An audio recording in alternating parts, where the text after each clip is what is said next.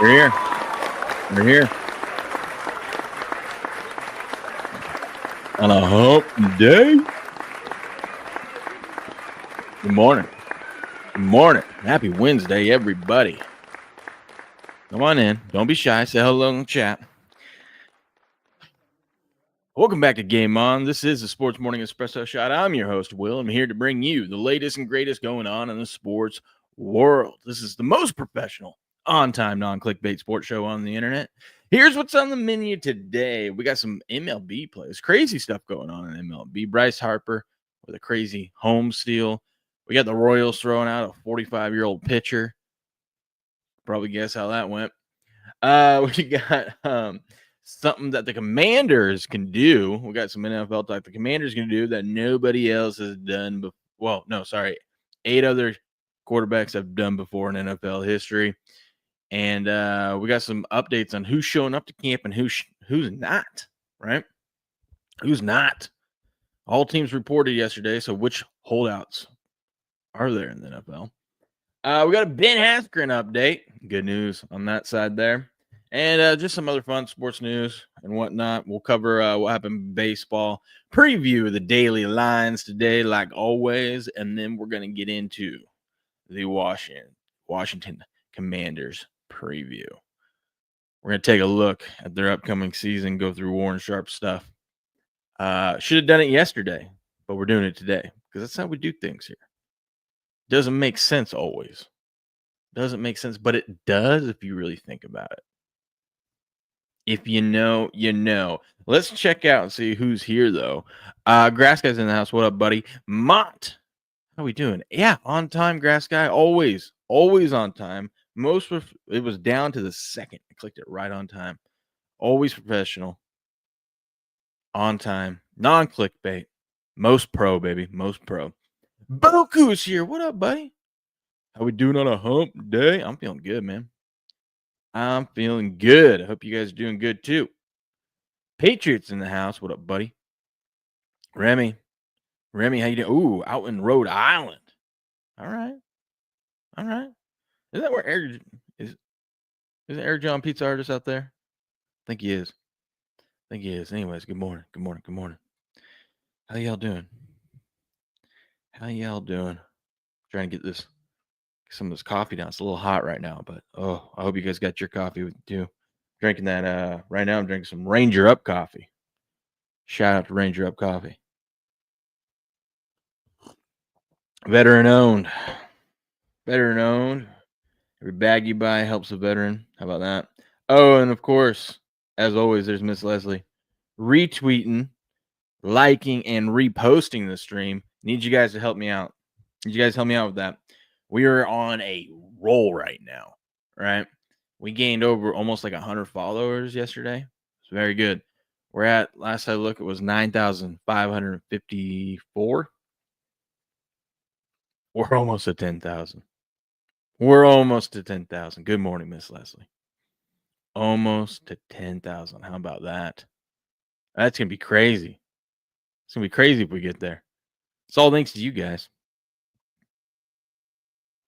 Boogie says I'm 5,000 feet into a 7,000 foot water line. Oh my goodness. Well, at least you're just down the home stretch now. That's crazy. I bet, man. That sounds tiring. Eric jumping around somewhere. That's right. What's up, Jamie? How we doing this morning? We got 4,000 of you guys here on Rumble. Shout out to Rumble. Make sure you hit that like button. Hit the little repost. Let people know. Say something. Say something in the chat. Say hello. Or say something mean. I don't care. Want to hear from you guys. How's your day going? Repost it out there so people can know where they can come get some honest sports news and hell, even learn how to make some money off these games. All right. How about that? Yay. There it is. What up, Beehole Patrol? How we doing today? Everyone's rolling in. I like this. This coffee's good, man. It's just way too hot right now. Why did I make it so hot? I don't know. My wife is insane. She'll pour a cup of coffee that was just brewed. Well, granted, she does put creamer in it, but then she sticks that thing back in the microwave, and she takes forever to drink her coffee. So she heats her coffee up.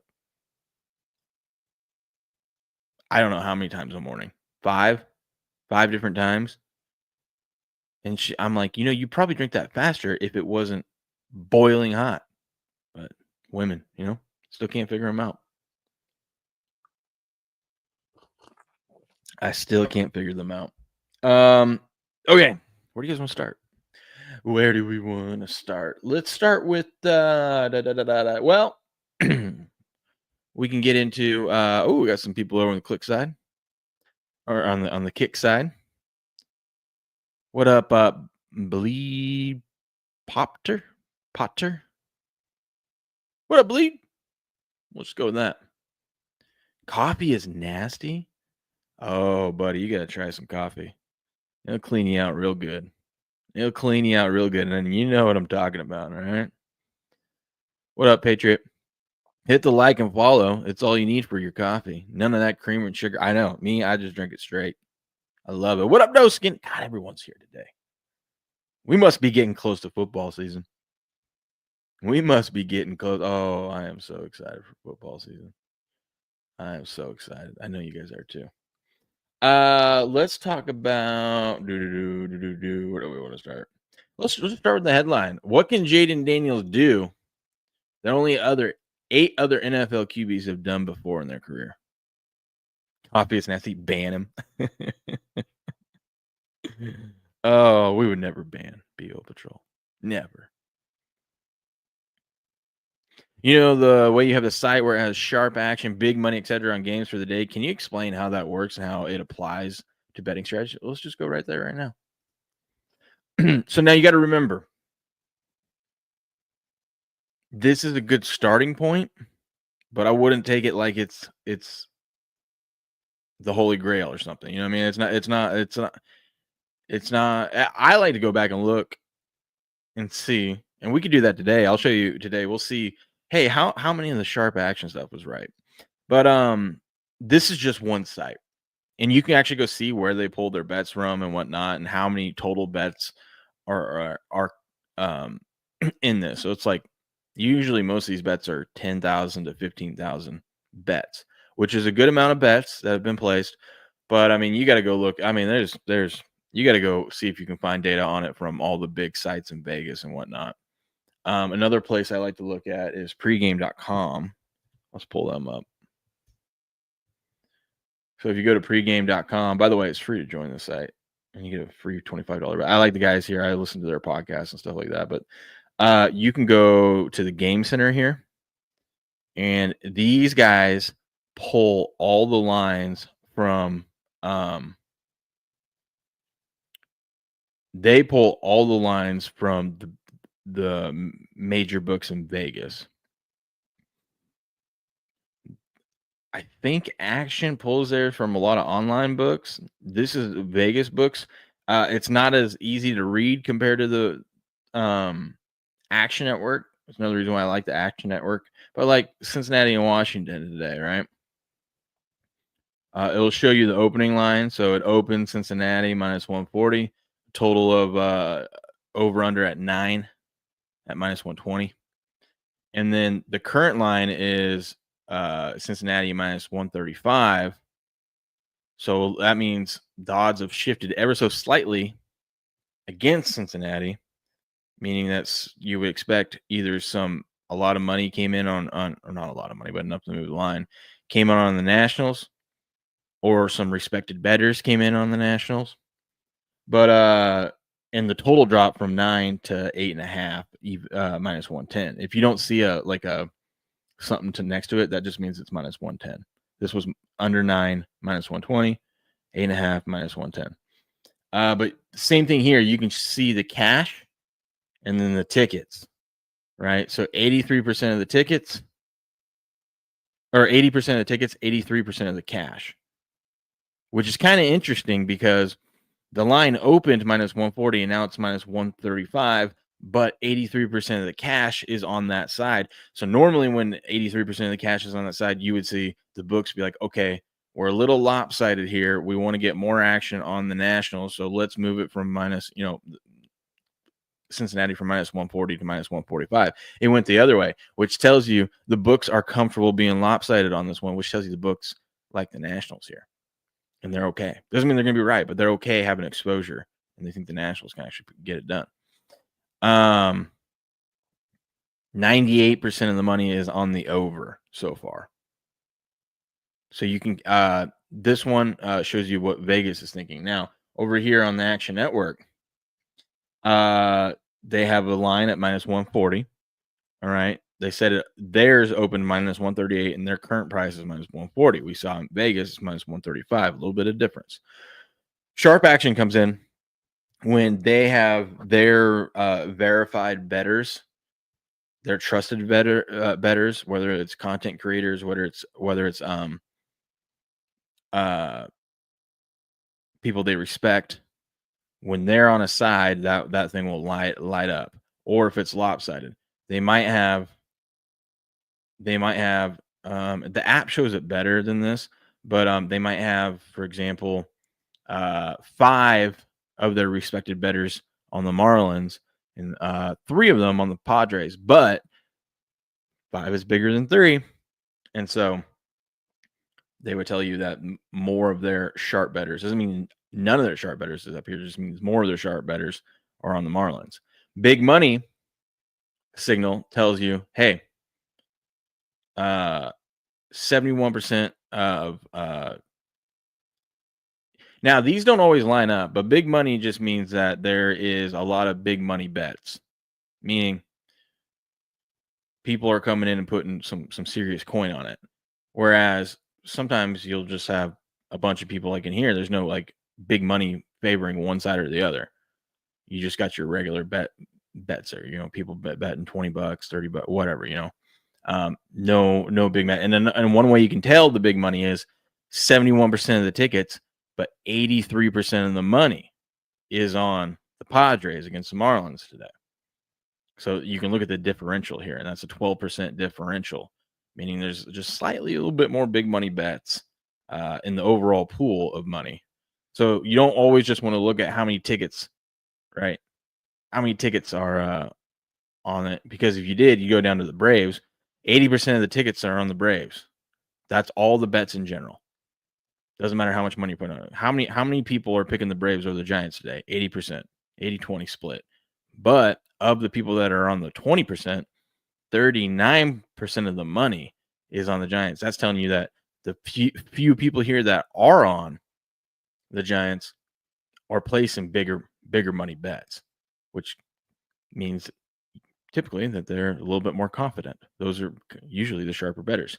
Now, the sharp signal doesn't line up there, and that's okay. But what you look for is when you find like this, the sharp money and the big money lining up together. Then you really want to look at it and be like, okay, we got sharps on one side and the big money. Those sharps are betting big money on it, which tells you that they like the game. Action Network expert are their actual experts. I think those are usually their content creators. So they'll tell you, hey, one of our home in-house guys or a majority of our in-house guys like this side. I hope that helps. Quick little preview or explanation there of that. But we can go through it. Like I'll pull this up when we cover baseball and we can see who was right and whatnot. There's something else I was going to say. Good morning, Nevada Maverick. How we doing? Good morning, gamblers. Giants still stink. Yes, they do. Devers came out and made his debut at first base for the Giants.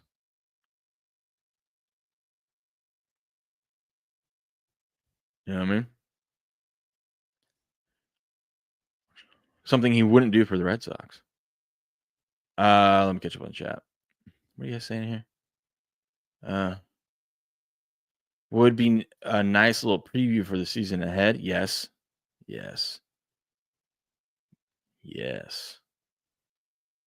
Let's see. So they really count content creators as sharp bettors. Uh, well, it's their Action Network site.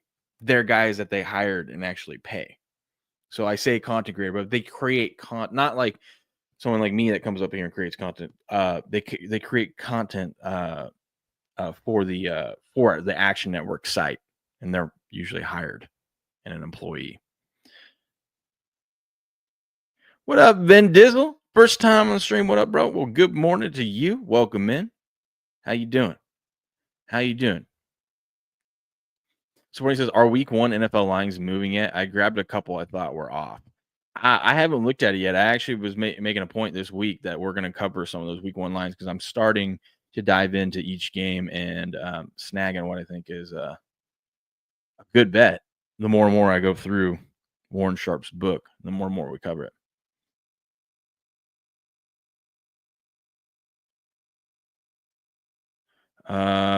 Do you find that it helps you get a better edge? It's a factor.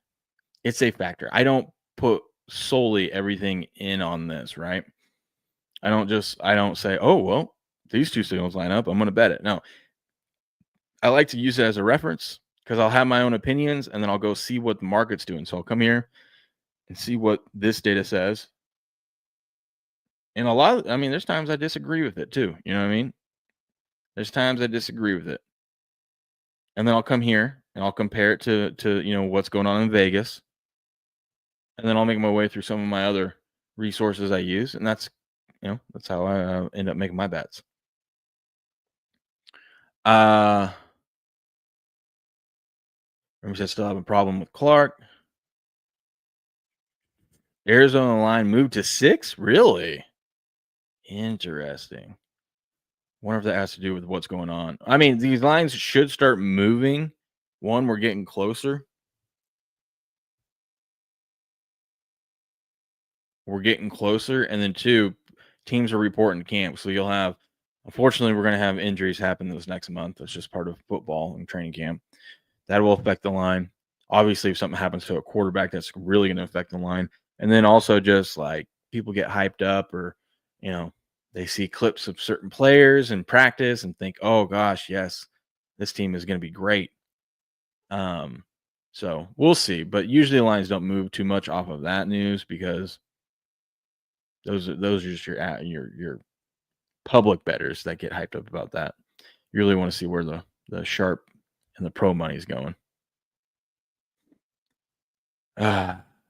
But yeah, we're gonna get into this. We'll get into more of that. We'll get into more NFL stuff, I'm gonna start putting out, like I said yesterday, or maybe it was Monday. I'm gonna start putting out more my NFL season long bets. Start building that portfolio up. So that's gonna be fun. I'm getting excited. I'm getting so excited for this.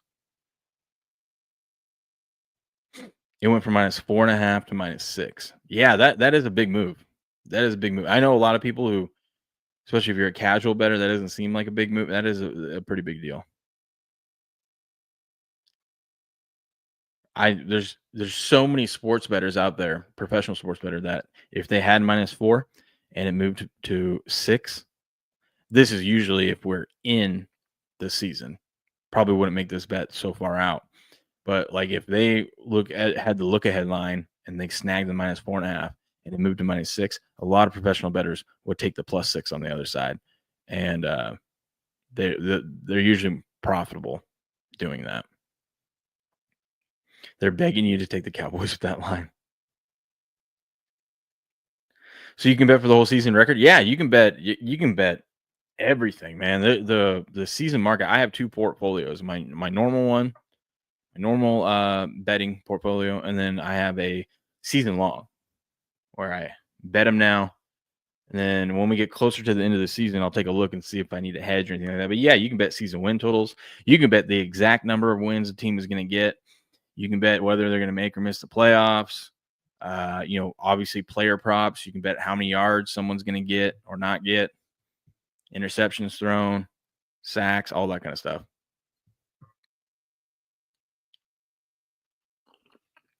All that good stuff. Do you think last year's trends of favorites covering to the extent that the books lost money on singles will affect some generous lines this year, or do you think it'll revert to the mean? I think they'll revert to the mean. I think they'll keep doing what they always do. Because if you remember, it ended up correcting itself big time. But the books also did make a lot of money. There was a lot of favorites covering, but there were a lot of upsets early on too, where the books were doing all right. Remember week 1 last year? My Patriots beat the Bengals, knocked out like 50% of survivor picks, right? How many parlays we had like the first 4 weeks where there was one big upset which ruined, you know, public bettors love doing those big parlays. We always talk about, we pull up Trent on here and he's got his Fugazi 5 or whatever. He'll take a five team parlay or a 6-team parlay. A lot of people do that, and the books made a lot of money off that last year, even though a ton of favorites were winning. So it is what it is. Just got to keep an eye on it.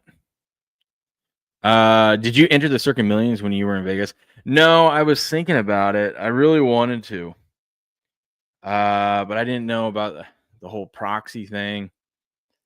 I don't know. I'm gonna pull the trigger one of these years. But when I was down there, I was thinking about it. Also, we were busy doing other things, and so I didn't end up doing it this year. But one of these years, will. Wait, people are already placing bets on the NFL games this early. Yes, they've been doing it since I think the beginning of July, maybe even a little bit in June. But yeah, these sports books put out the week 1 lines. Like, look, we can go look at it right now. They're up over on Kalshi too. I'm excited for Kalshi bets as well. This is my first year I'm gonna be able to do NFL Kalshi lines, and I'm gonna be comparing it to my book and whatnot. But yeah, we already have the NFL Week 1 up. We don't have like the percentage and stuff like that, but the lines are up. And they got Eagles there. Let me see what Bet Online has. Hold on.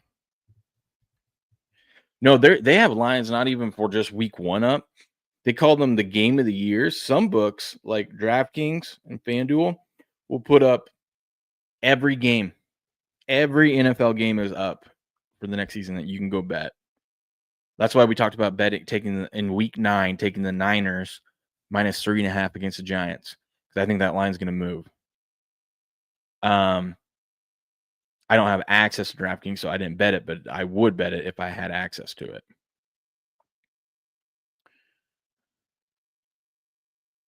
Do you know which state has the most never married people? No. I'm sure you do. Your name's Never Married. Good morning. Bunch of never married stat. Okay. I like it. You guys are active this morning. I love it. I love to see it.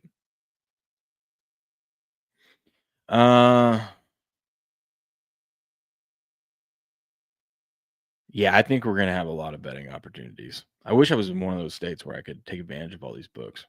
Pennsylvania state with the highest rate of adults who have never been married. Wow, I wonder why that is. About 1 in 4 adults in Pennsylvania have never been married, according to the census data. That is interesting. I wonder why that is. But yeah, so we have the week 1 lines there. That's what they have. Let me see. I like to compare it to books. I use Bet Online. So we'll go look at the Bet Online stuff. And Bet Online is one of the more sharper books out there. Bet Online has the Cowboys, Eagles -7, minus 105. So they're trying to take some money on the Eagles there. But yeah, they have all these lines up. I don't think Bet Online has anything past week 2. No, they don't have anything past week 1. So that's why it's good to shop around, look at different books, because there are books like, let me pull up DraftKings. But yeah, they have they call it the bet of the game of the years, and you can snag a lot of professional bettors will snag games that they really like. They'll go through like what we've been going through and looking at the rest advantages, disadvantages, like looking at spots they think that line's off by the time we get like the reason why I like the Niners in week 9. The Niners have an easy first 8 weeks. The Giants have a brutal 8 weeks. Sorry, grass guy, but they do. It's terrible. And then so the Niners could be like a 1 or 2 loss team going into that game. The Giants could be totally defeated. They could not have a win. They probably will have a win, but they could not have a win heading into that game. And then by the time we get to week 9, public perception is going to be, hey, the Giants stink. Niners are great. Look at that. They've only lost 1 or 2 times. It's in New York, yeah, but the Niners should be laying more than 3.5. So that's why I'm speculating that line is going to move. But yeah, you can come here and Bet Online has like I'm pretty sure we can. Let's just scroll randomly. What week are we in now? Yeah, Monday, October 6th. They have Monday Night Football up already. Like they have every game up. Now they'll pull them down usually. Some they'll leave up like the big games. They'll probably leave up like the Thanksgiving games, Christmas games, all that, or some big matchups. They'll leave some of them up, but they won't leave all these up all year long. BetOnline does 1 week and then the week ahead. That's how they do it. Every book's different though. You guys got me excited talking about betting football. Oh, it's going to be a good day. Can't wait for Pat's May will be a legend. That's right. Yes, he will. What does that have to do with the thing in this chat? What? Joey Donuts, what up? Let's go Birds. Hey, there we go. There we go. Good morning, sir. Good morning. BetOnline never has any games ahead of time. They'll have so once the NFL season starts, they'll have the next week up for a couple days, and then they pull them. They'll have it up for a couple days, and that's how they do it. But yeah, they don't go too far ahead. Niners going to underachieve. I don't know, man. They finally first year in about 4 or 5 years that they have a rest advantage. They have an easier schedule. They have the easiest schedule in the league by far. We covered them already. If you want to check that out on this page, that's clipped out. But we covered them already. I don't know. Niners depends on what you mean by underachieve. I mean, they're not going to make it to the Super Bowl. Well, then, yeah, probably right there. Probably right. If you mean they're not going to make the playoffs, I don't know, man. It's looking pretty easy for them. KC favored over Eagles in week 2, 1.5. That is wild. That is wild. Think about that. Kansas City is favored over the Eagles. The Eagles just whooped their ass in the Super Bowl, and I know it's a 1-game deal, and that was back in February. But you got the Eagles who get to play on Thursday at home. Kansas City has to play Friday. So Eagles get a 1-day rest advantage over them. And Kansas City has to play against the Chargers in Brazil. So they're going to be down in Brazil for game 1, and we saw how rough that field was last year, right? Then they got to fly home and then take on the Eagles, and the Eagles are underdogs. That makes no sense to me. Portnoy's crazy. I love the Pats, but he's got them going 17-0. Yeah, he says that every year. Yeah, that's other bets you can make too. Those other bets. Will we see a perfect season? You can bet on that. You can bet which team will be the last team standing that's undefeated. Same thing, but reversed is you can bet who's going to be the last defeated team remaining, like who's going to take the longest to get their first win. All that stuff. Is a Raiders as a week 1 survivor pick risky? Why do I not remember who the Raiders play week 1? Raiders against the Patriots. That is a little risky. That is a little risky. I haven't dove into it yet. I mean, the Patriots are favored, but if you're looking for an upset, that's not a bad pick. You got veteran quarterbacks and veteran players. You want to begin? Well, I guess they're both rookie coaches for that team this year, or for their teams this year.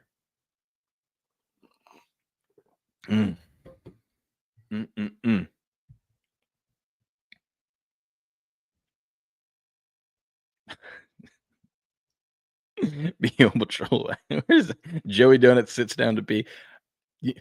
Joey Donut is over in the Rumble chat. How do you even know that? Is there a science to betting, or is it just a feel thing? There's math. There's math and science to it. You could just play the numbers. That's what I'm saying. Like, some people would just, professional bettors just play the numbers. And I'm like, okay, they snag a line early at -4.5. It moves to 6. There's value. They play the middle. They take the other side. There is a science to it, but there's feel, there's science, there's systems. Some sports bettors come out there and tell you that their algorithm tells them this is the right side. They've got a special algorithm. Let me tell you, they don't have a special algorithm. A special algorithm is them sitting on the toilet and looking at the lines and while they're taking a shit and seeing what they like. I think that's more of a system than an algorithm, but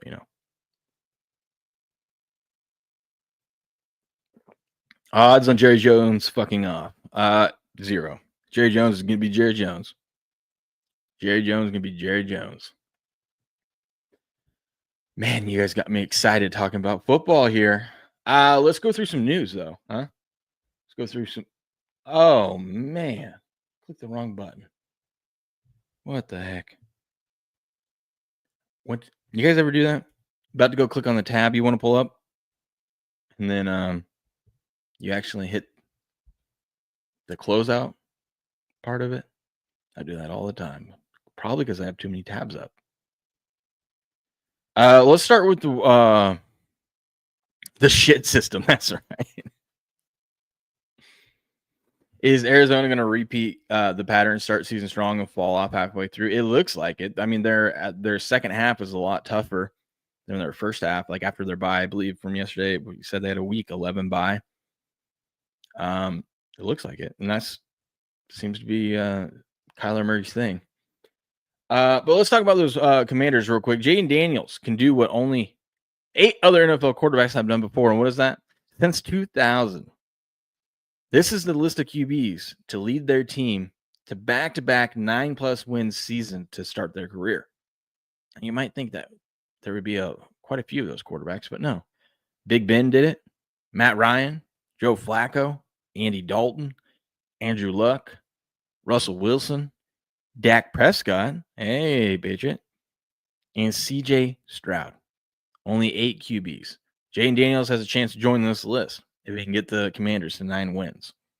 Their over-under this season is 9.5. So we will see. We will see. Where am I at? Pull that down.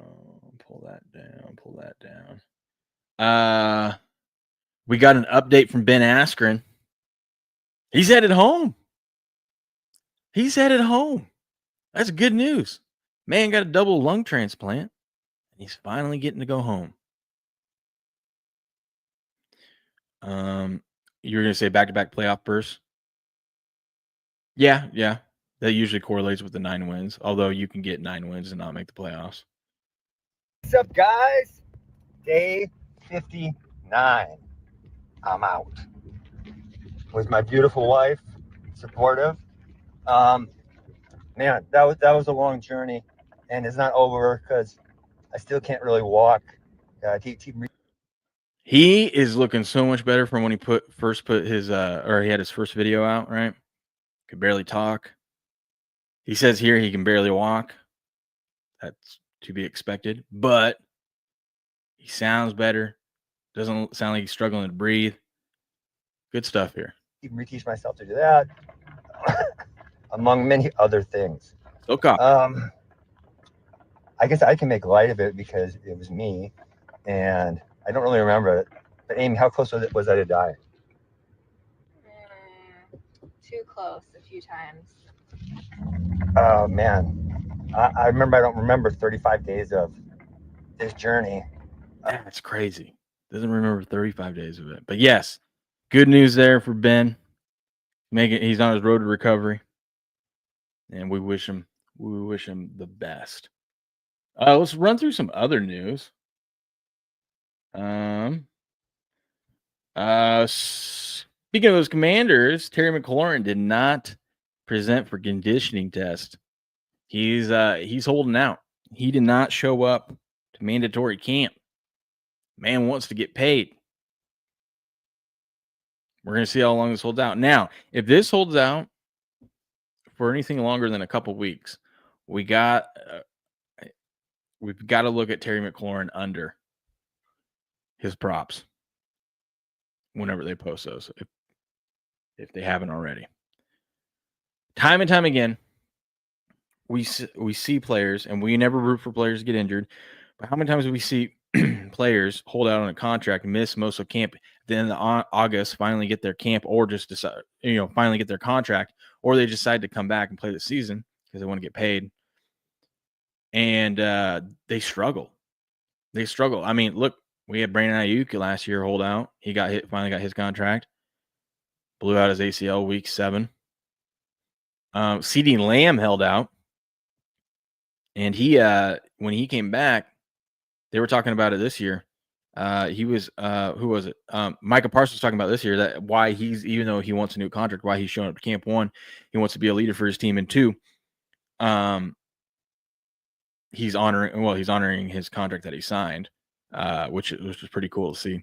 But also 3, he said, man, I talked to CD last year, and he said it's hard. It's hard missing camp and then starting the season for that like first month to get back into the swing of things. So we got to look for some of these guys that are holding out and how long they hold out, and maybe see if we take advantage of it from a betting standpoint for their season-long bets. What's going on between Parsons and Jerry? Let me tell you exactly what's going on between Parsons and Jerry. This is exactly what Jerry Jones does every single time. He did it with CD. He did it with Dak. Jerry Jones. You know how they say there's that the Democrats have that taco thing about Trump? Trump always chickens out, I think is what it stands for, taco, right? Same thing can be said about Jerry Jones, except for you would say Jerry Jones always pays. Always pays.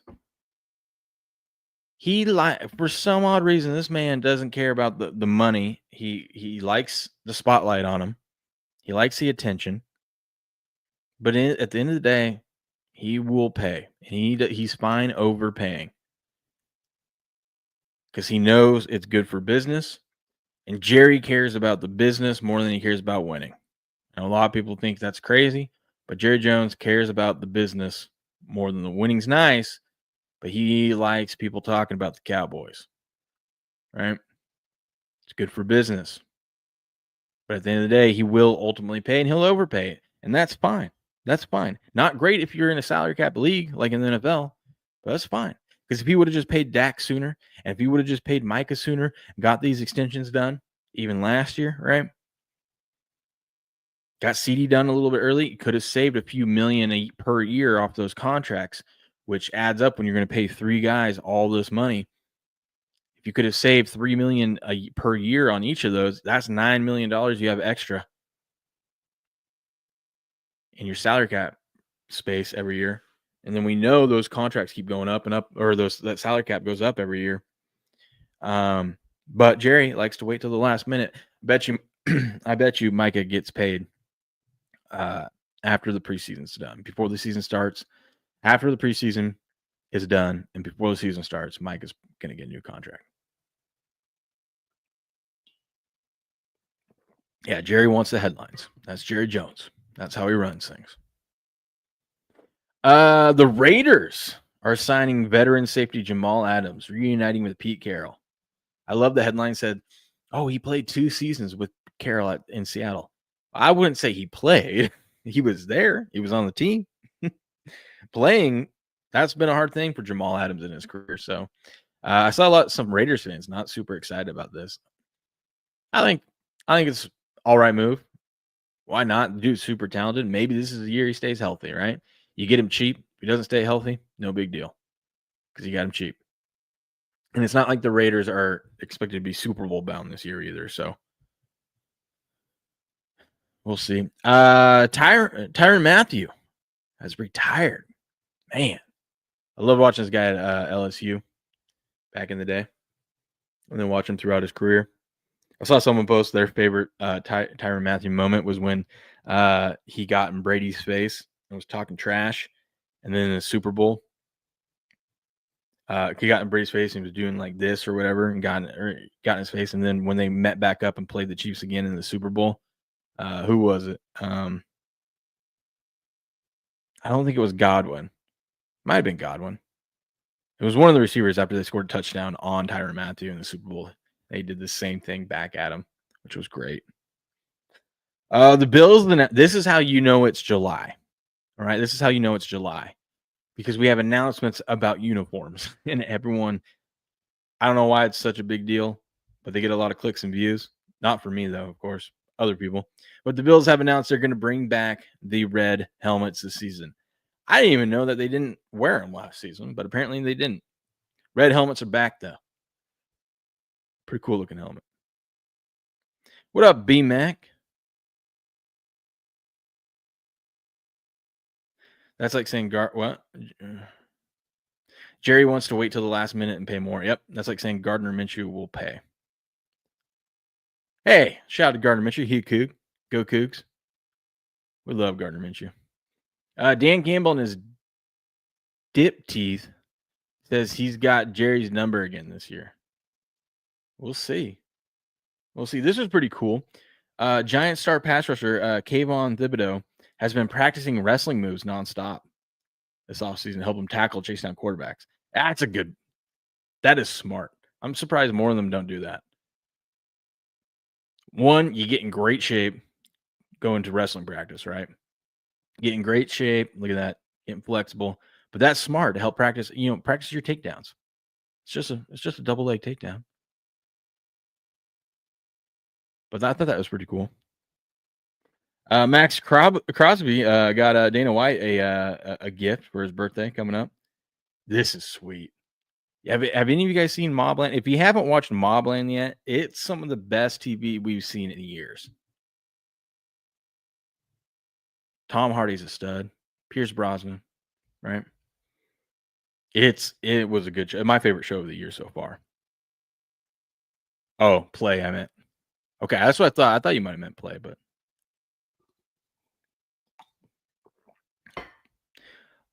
Vegas versus New England under 42 money on the floor. That does actually sound like money on the floor. That does sound like a good bet there, Patriot. Oh, I can't wait to get into all the stats and trends and stuff. B-Mac dropping the mommy milkers. You got some tickle bitties and you don't know how to swing? Well, I'm here to help you. Next, you want to tuck your right arm and lay your left arm on top of that mommy milker. Bombs away? Bombs away indeed. Let's get into the MLB scores here from yesterday. Recap what happened yesterday. We had some interesting stuff going on in baseball yesterday. I'll try to pull up. I'm going to pull up those lines real quick, the sharp action, so we can talk about what happened yesterday. See what lined up. Okay.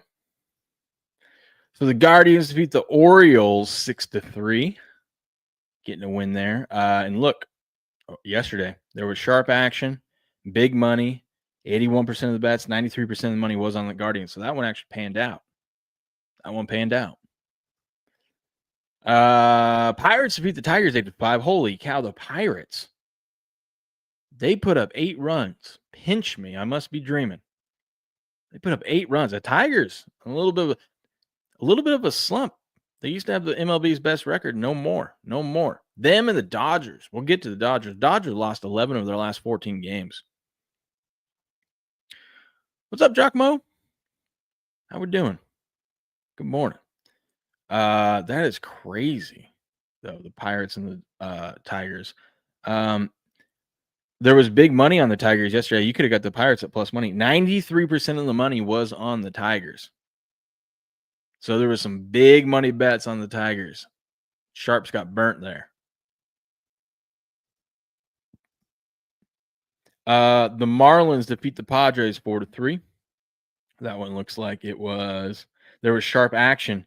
This is where it gets real interesting, for example. So the Marlins get the win. They were favored. There was sharp action that liked the Marlins, but you had big money on the Padres. 49% of the bets, 82% of the money on the Padres. So the Sharps pulled that one out. The big bets lost and the books cleaned up. How about that? See, a lot of these, like, I like to look at these when there's sharp action on teams, especially when a team like the Marlins are favored against, the Padres are a better team than the Fish. But like people think the Marlins just stink, which they do. But I like to look at those teams that the public doesn't like. And when there's sharp action on them, it's usually a good signal that that's a good bet for the day. Not always, of course. Nothing's guaranteed. Phillies defeat the Red Sox 4-1. Check this out. This was wild. Harper comes in to steal home. He's going to try to steal home the throw, and he is. And it's like, okay, was he safe? Out? What's going on? But this guy is crazy. I mean, stealing home on that? That's wild. That Acuna Jr. throw was crazy. Yeah, we watched that yesterday, and I clipped it out. It's on the channel. Let's be honest, a Special Olympics baseball team could beat the Pirates. You're not wrong. Not wrong. But look, it doesn't even matter if he was safe or not, because look. I think he called a ball. I think he did call. See, I watched that, and I'm like, look at the ump. He looks very like. I thought it was like he's saying he's out there, but no, he's saying there was. I don't know why he's staring at Harper like that, but he said they called a balk, so he would have advanced anyway. I think he called a balk. I think he did call a balk. Wait a minute. There's some strange stuff, man. Wow, he would have been safe anyway. Yeah. Crazy. Don't see that every day in baseball. Nationals beat the Reds 6-1. Rays get a 4-3 victory over the White Sox. Yankees 5-4 victory over the Blue Jays. Yankees get a game back now. They're trying to catch up to the Blue Jays. What was that in the AL East? Mets defeat the Angels 3-2. The Mets get the win, but I saw Lindor for the Mets is 0 for 30 in his last 30 at-bats. 0 for 30. Maybe we just take a week off, buddy. Take 2 days off. Come back. Let's do some batting practice. Just take a week off, man. Go to one of Robert Kraft's massage parlors, or go hang out with Justin Tucker. Go see which ones he likes to go to. Get your mind right,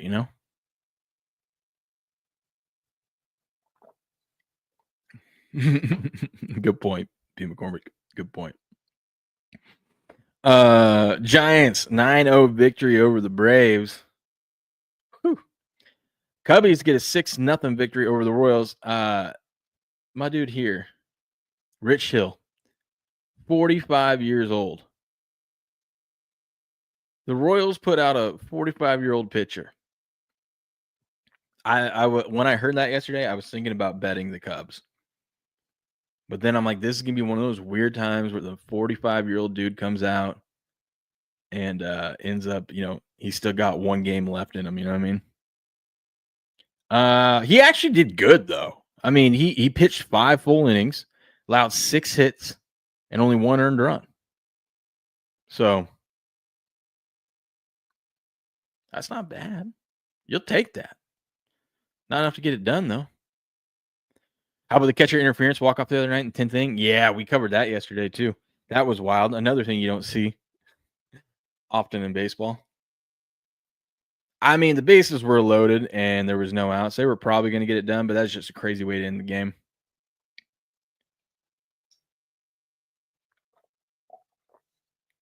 Oh, that's good.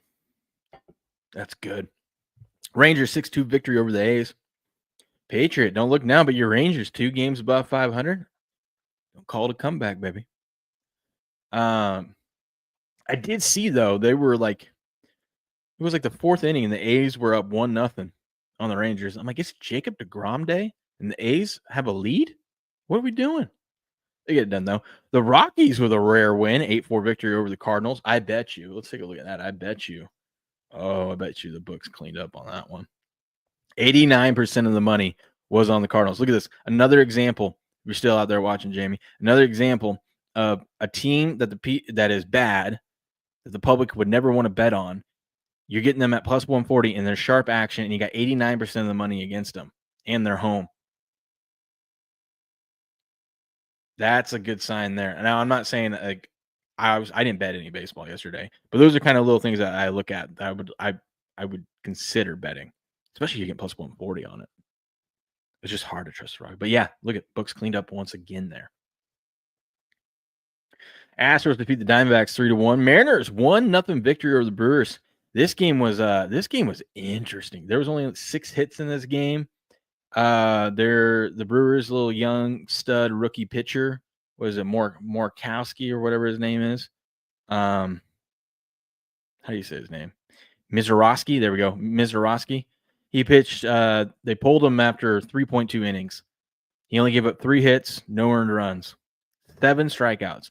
Dude didn't even pitch a full 4 innings and had 7 strikeouts. That's crazy.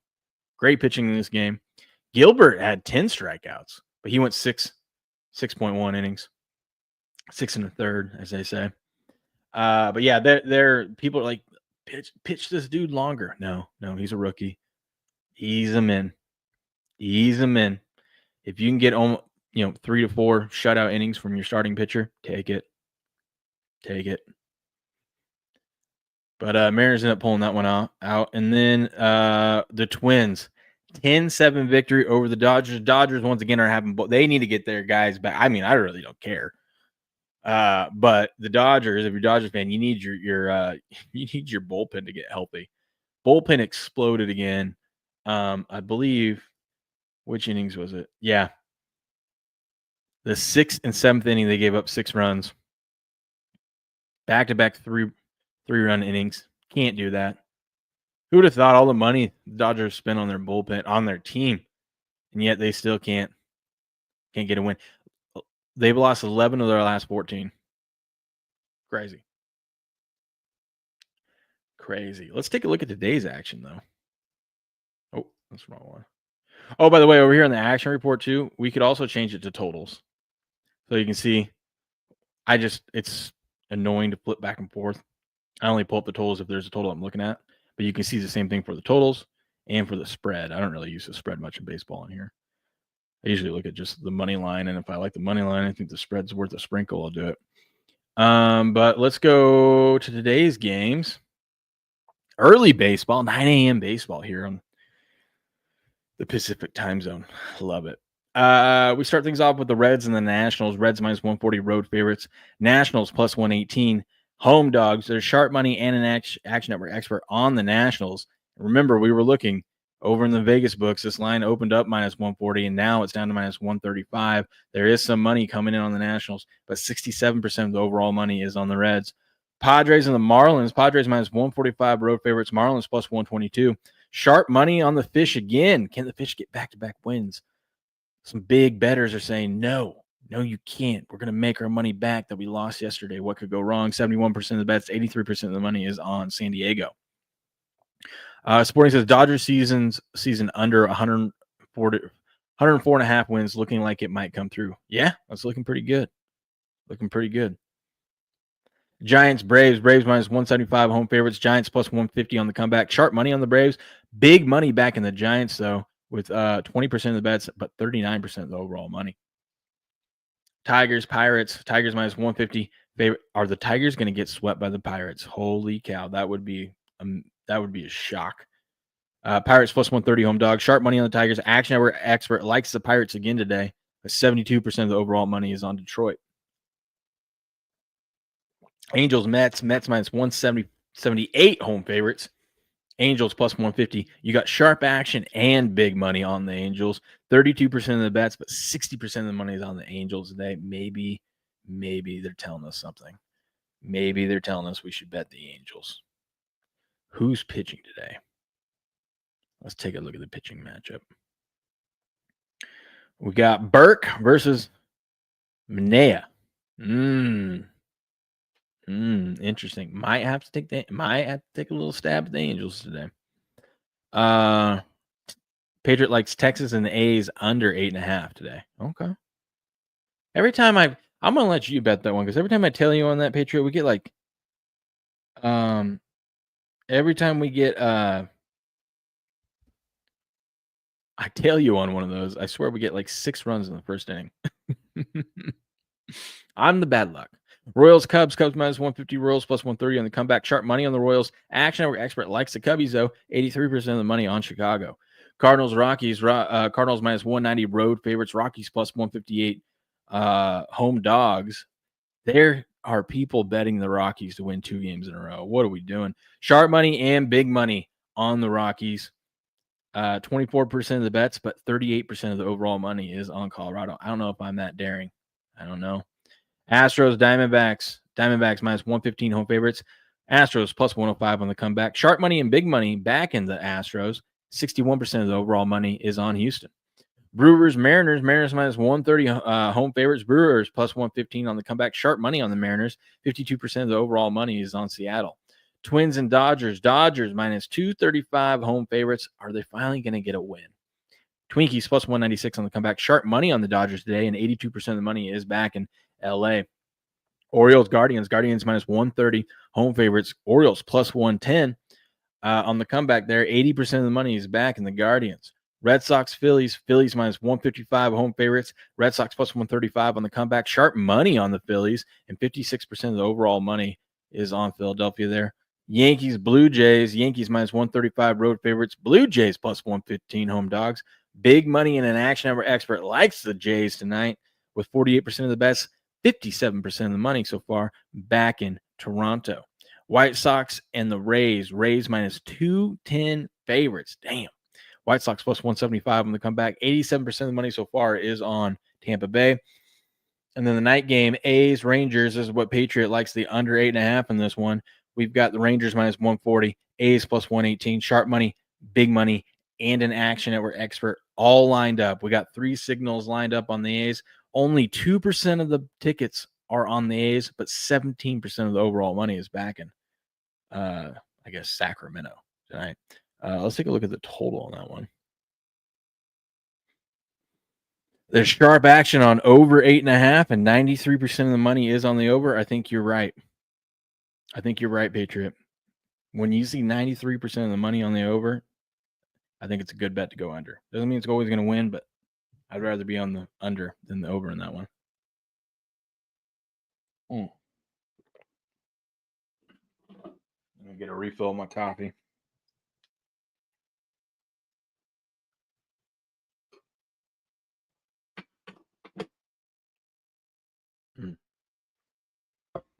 Okay, what time are we at? Whew, you guys got me talking about sports, about football lines, all that stuff.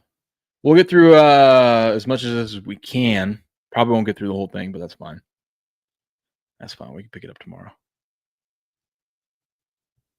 The Washington Commanders. How about that? So we've been covering this here, as you guys know. I won't go into too much detail because I know you guys are probably tired of hearing me talk about it, but we're covering Warren Sharp's 2025 preview.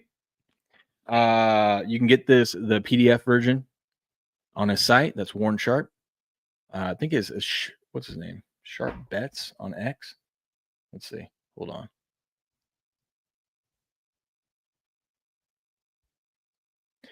No, Sharp Football right here. Sharp Football. So that's his Twitter handle. But you can get, or you can buy a copy of his book. Look how thick this thing is. Yes. Look at that. Oh, baby. Been reading this thing. I was reading it last night for a little bit. Getting ready for this show today. Oh, that's not what I want. That's what I want. But we're covering this, helping us figure out what bets we want to make this NFL season. But the Commanders, we're going into year 2 with Dan Quinn and his staff. Year 2 of Cliff Kingsbury and Jayden Daniels. They are projected to finish second in the division again and have a season win total of 9.5. I haven't seen anything that thick since getting with my black neighbor. Okay, Beal. I should have known that was coming. Let's see. So here's their schedule. ranks it on here about easy, how easy to hard it is. One thing that I like to look at that we've been covering, that Warren Sharp covers great detail in his book, is it's not so much about your strength of schedule, although that does play a factor. It's more about your rest advantage and disadvantage. And the Commanders do have a disadvantage this season. They have 1, 2, 3 games where they have a rest advantage, but they have 4 games throughout the season where they have a rest disadvantage. 2 of those, they have a 7-day disadvantage. So they start the season off with a 4-day rest advantage over the Raiders in week 3. But in week 6, Monday Night Football, they have a 7-day rest disadvantage when playing the Bears. Follow that up with a 1-day rest disadvantage when they go and play Dallas in Dallas. And then they have to go to – this is a brutal stretch, by the way. Then they have to go to Monday Night Football, play the Chiefs. Then they have a 7-day rest disadvantage against the Seahawks. Not great. Plus, they have an international game in week 11. This is going to be a brutal stretch for the Commanders. This might be a good spot to start looking to fade them if you're looking, or at least fade them on the point spread, because they might be overvalued when they get into here. Might be a good spot. Then they have a week 12 bye, and after their bye, they get to come back to play Sunday Night Football. But good news for them. Week 15 they have a 6-day rest disadvantage against the Giants, but and they play a Saturday game. But what is nice is they do have a rest advantage the last 2 weeks of the season, which is important because the last 4 weeks they're playing all divisional opponents, but the last 2 weeks they're playing divisional opponents. They're home against the Cowboys on Christmas. They'll have a 1-day rest advantage, which helps them. And then, week 18, they're in Philly, but they're going to have a 3-day rest advantage over Philly, and that's going to be huge because that could determine the division there. That could be for 6-3-3. That could be for the division. So that's why it's important, I think, to look at overall what's your rest disadvantage, advantage.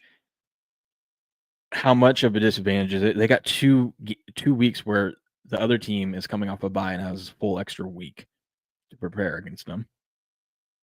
And then, but 2 of their rest advantages are at the end of the season against divisional opponents. So use that info how you will. Key players they lost: Jonathan Allen, he went to the Vikings. Daimi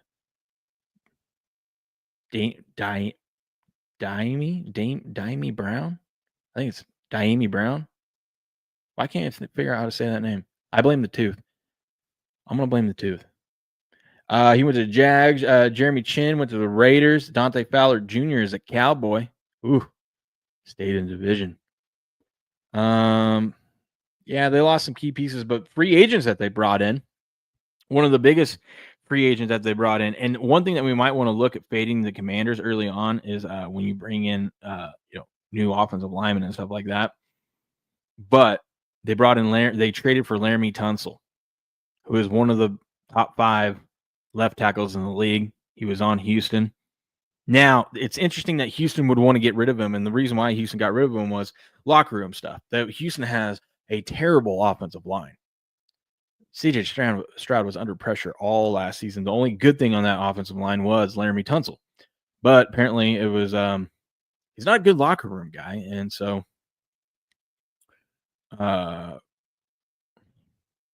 who is it? Who's the head coach? It's not Raheem Morris. It's help me out, chat. Why can't I think of Houston's head coach? I can picture him. Anyways, he moved on from him, which is bold move considering that, yeah, he might be a locker room issue, but I mean, at least he shows up. But that was a good pickup for them. And then obviously they traded with San Francisco, got Deebo Samuel. They also signed Javon Kinlaw. Oh, and also remember, this just happened. They ended up signing 9.5 seems a bit risky with that schedule. Might have to go under. I think you're safe too, dude. Like if I would go under, I would bet under because the last 3 weeks of their schedule is brutal. But if they are at 9 wins at any point in here, at least you'll have a chance to hedge. And I mean, they should probably be underdogs in at least both Phillies games, potentially Dallas, depending on what Dallas looks like at that far in the season. You could get a chance to hedge with some plus money, especially if it comes down to they have 9 wins and they're going to week 18 in Philly. You're definitely going to get plus money there to hedge and guarantee a profit. But they signed Von Miller too. That's not on here. Javon Kinlaw, Jonathan Jones, Matt Gay, kicker. They brought in a kicker. They needed a kicker. They signed Will Harris and Dietrich Wise. Why can't I think of his name? This is going to bug me. Let's see. Houston. And I can't type. D'Amico Ryans. Sitting there, I could picture that big old smile of his and that bald, shiny head of his, but I could not remember his name. Isn't that funny how that works out sometimes? D'Amico Ryans. In the draft, they drafted offensive tackle Josh Conley Jr. in the first round out of Oregon. So they brought in Laramie Tunsil, and then they brought in another young offensive lineman. They're doing it right. They're building it right. Second round, they took cornerback Trey Amos out of Ole Miss. Fourth round, Jalen Lane, wide receiver out of Virginia Tech. And then, a linebacker and a running back in the late rounds. Let's see. In hindsight, we should have seen this coming. At least we should have been directionally right. The last half of the season is rough. It is, dude. Especially week 8 onward is rough. You got a Monday night football game against the Chiefs, home against Seattle, home against Detroit. Then after you play Detroit, you got to go play an international game. So a lot of travel. Then you get a bye. But then you get a Sunday night football game against Denver. You get Minnesota. You got to go up to Minnesota, play them. Go play the Giants, home against the Eagles, home against the Cowboys, and then at Philadelphia. I think I might be with you. I think we should consider betting under. I think that would be a good bet. The 24 Commanders showed us all along how they were set up to be vast. Plus, it's sophomore slump for them, right? Sophomore slump. Unfortunately, we were so hardwired with underachievement, disappointment, and downright embarrassment from this franchise that it's hard to develop a confident conviction that 24 would be any different. But look at their moves. They replaced Dan Snyder with Josh Harris for ownership. It is nearly impossible to put in words how much a breath of fresh air this move was, or the vibes it brought to the franchise. They replaced Ron Rivera, who has been way too in control of personnel and destroyed the team from the inside out, with a head coach. Man, that was digs at Ron Rivera there. With a head coach who knew his role, Dan Quinn, and a general manager who had full authority to be aggressive as needed, Adam Peters. They replaced Eric Bieniemy with Cliff Kingsbury. Bieniemy tried for years to get hired from Andy Reid's nest, and Reid himself pushed other teams for it. Teams were not biting. Yeah. Now look at him, dude. Wasn't he the running backs coach at UCLA? You went from potentially being a head coach of an NFL football team to find you're winning Super Bowls with the Chiefs, and you find yourself as the running back coach for UCLA.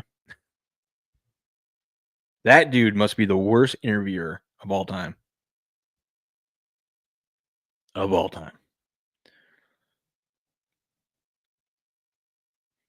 Finally, Rivera rolled the dice, but it was a disaster. Kingsbury struggled as a head coach, but he has always been creative offensive mind, whether in college or in the NFL. Plus, you give him a running quarterback like Jayden Daniels. Ooh.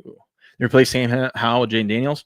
Howell was extremely problematic, ranked as one of the NFL's worst QBs in virtually every situation and metric. Daniels is obviously an unproven rookie, but couldn't be anything but an improvement to some degree over Howell.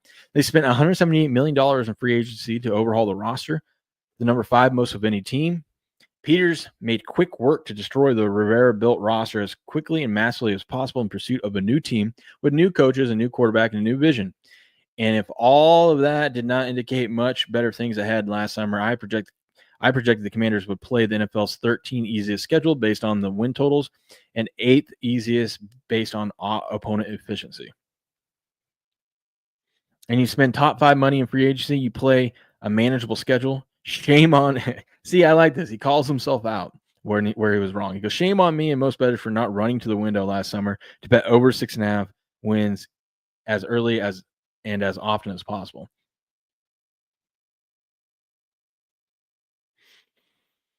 They made quick work of the win total. They won 7. They won their 7 games in their 7th game of the season in week 9 and hit the over. God, that had been a good feeling if you had a Commanders ticket in your pocket. Oh, baby. No other team settled a win total bet as early as Commanders did last season. All these beautiful charts. Big, beautiful charts.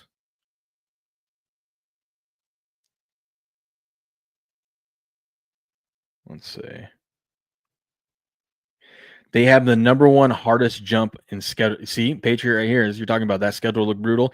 This is just the jump, not how difficult the schedule is for them, but how the jump from how easy their 24 schedule was to this year's schedule, and they have the number 1 hardest jump in schedule. I mean, that's what happens when you win that many games. Hell, you made the NFC Championship game. What do you expect? People are going to want to put you on prime time, baby. No one wanted to see the Commanders in prime time before last year. Now everyone's like, we want to see Jayden Daniels. Holy cow, Patriot! You want to, if you believe in your Cowboys, think they're going to be good this year and healthy by the end of the season, you can get Dallas in Week 17 at +5.5. I think that's a good bet. Let's see some of these lines through that rough stretch, though. I think Week 9, you're coming off Monday Night Football against Kansas City. You have this brutal stretch here. You're playing a game against Chicago, which you have a 7-day rest disadvantage. Then you're playing the Cowboys. Then you're playing Monday Night Football against Kansas City. And after Monday Night Football against Kansas City, you're playing the Seahawks, who have a 7-day rest advantage against you. And Seattle's catching 5.5. Might be a good spot right there to take the 5.5 with Seattle now. That feels like it's going to be a tighter line. Time we at? All right, let's wrap it there because I want to raid someone. I keep forgetting that we need to raid. Patriot, you usually get reminding me about that, but let's raid someone. It'll be fun. Let's raid someone. Who are we going to raid? Let me move my coffee so I don't spill it because I tend to do that because I'm a ding dong. My kids thinks it's so funny when I call them ding dongs. Who should we raid? Who's gaming right now? Listen, we got to go show Pudge some love. We haven't seen Pudge.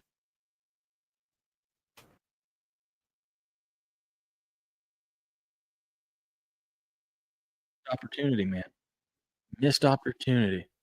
Love Pudge.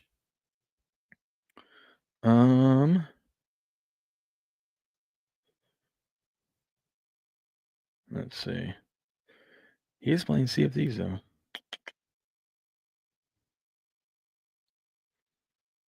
I would, but look.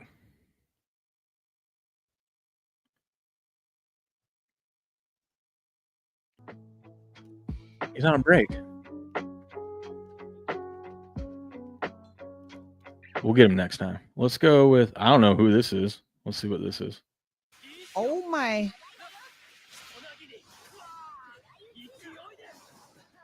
Oh, did I hit him? There's like zero chat activity here. Ooh. I didn't know you put creator sponsor ads up there. Oh, that's the other thing. That's the ad reads now that they can do. Well, let's raid Pudge anyways, whatever. We'll raid him. Say hello.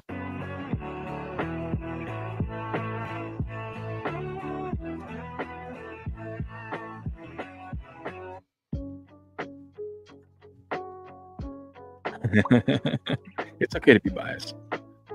Let's see.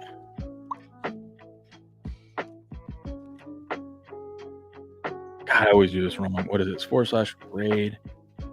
That, right? There we go. I always do it backwards. We're raiding.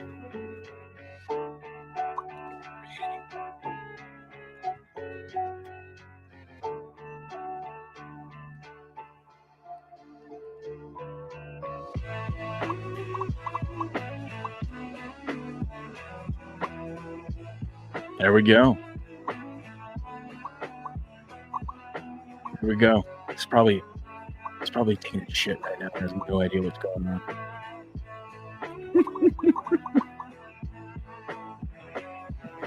Let's go.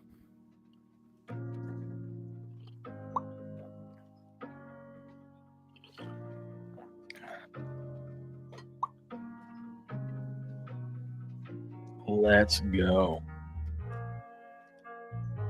See, I need to get something like this when I gotta step away. You know what I mean? I need to play a little video that says, "Hey, I'm probably dealing with my kids right now. I'll be right back." Or, "Hey, I'm on the toilet. I'll be right back."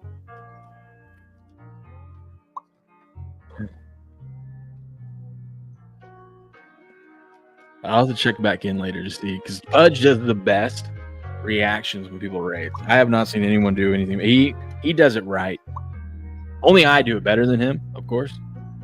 No one raids me because we do the show so early in the morning. But Pudge reacts appropriately, how you should act when you get raided.